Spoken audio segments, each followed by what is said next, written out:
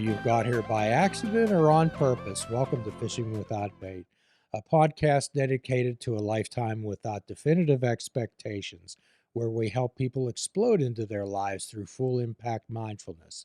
There's no admission fee, no entrance examinations, only the honesty, open-mindedness, and willingness to try. If you're welcome nowhere else, you're certainly welcome here. Welcome aboard and let the adventure begin. And as always, I'm Jim Ellermeyer. I'm a behavioral health therapist. And what on this program for past recipients of this program, what we try to do is explore some topics that be of interest to everyone. We like to talk about real people dealing with real issues in real time and how it affected them and how they got through it and what they did with it.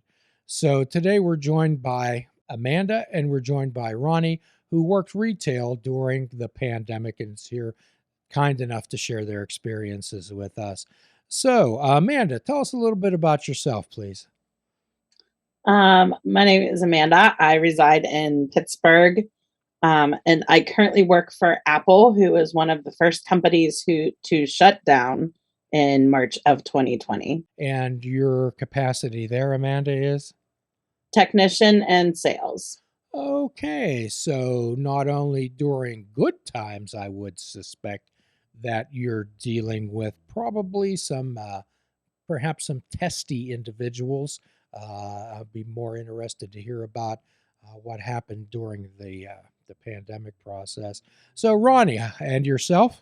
Hi, my name's Ronnie. I am an employee for a Shop and Save brand store. So, Ronnie, you were one of the chosen ones that were on the front lines during the pandemic and during the shutdown. I guess that you were deemed an essential worker. Ronnie, did you ever feel that you were going to be an essential worker? No, it was more like being a lamb led to the slaughter and being told good luck. How about you, Amanda? Tell us about how the shutdown affected you and your employment. When we shut down in March of 2020, we were the first store in the mall to close down. And we were told at 3 a.m. in the morning that we were shutting U.S. stores nationwide through a news report. And we transitioned. We came in that day to tell customers to come and get their devices if they were getting repaired, or to do any like pickups, because the rumblings were happening, and so people were buying like emergency iPads to work from home, things like that. But immediately, right off the bat, the tone from customer wise was very much so like, we don't understand why you're closed. Like it maintained that way throughout the entire 18 months, 2 years. I've actually been home now for almost 2 years. This March will be obviously the second year I am not back at the store. I am returning in 2 weeks. So wow. The tone has always been that we should have been essential. We shouldn't have been at home. We should have never been shut down. Our stores should be open, and we should be fixing these computers and everything else nonstop. So because they're there. That was always. Were you able to work at all from home, Amanda? I was. The first month I was not working. I did not wait on customers. They continued our pay. They continued to take care of us. We did kind of like team building exercises and things like that. And then come about mid-April, they sent us equipment to answer phone calls at home. They did this nationwide. If you didn't have small children in the home and you were able to take calls, you basically did. That began 5 months of craziness for me. And then I could not do that any longer. And that is what wrecked my mental state. Wow. And for the last 8 months time after that, I did more learning, more team building. And then I was lucky enough to actually work with corporate for the last 8 months, so that I did a little bit of a transition out of retail for a little bit. So you were saying that they were considerate enough for the issues that you were going through to allow you to step aside from the interface with customers? Not exactly. I had to take a leave of absence and file it with a third party to take a leave. Ah, okay. Okay. All righty. So you were in one type of situation, and this is a great talk. Ronnie, you were in a completely another one. How it worked out was when everything started, uh, customers literally refused to wear their face masks, which was a whole beast in entirety. They would come in the store, they would tell us, "Oh, we refuse to. It's our rights," and it just goes to show how ignorant humanity can be, especially when they know they're sick and they're still coughing on people and still doing some stupid stuff. I got COVID at work, and I'm pretty sure I got COVID twice at work, honestly. But our employer was just like, "No, you got it somewhere else." Because at the time, I was still taking wrestling bookings, so my employer said that I got COVID at a wrestling show and not at their place of employment because it was physically impossible for me to get it at work. So they told me. So that was fun. Uh, During the whole process, customers are just ignorant. Like, it's crazy the walks of life that you see come in there and don't give a shit, pardon my language, about people and how it needs to be done properly and how to be respectful. Because there's no such thing as respect during the pandemic. Because literally people don't care and it sucks. So Ronnie and Amanda, what I've often encountered was I don't know whether it's the advent of social media or it's a follow the leader type of mentality, but it seems that people go out of their way to look to be offended. Could you both comment on that? I agree. Definitely people go out of the way to be offended.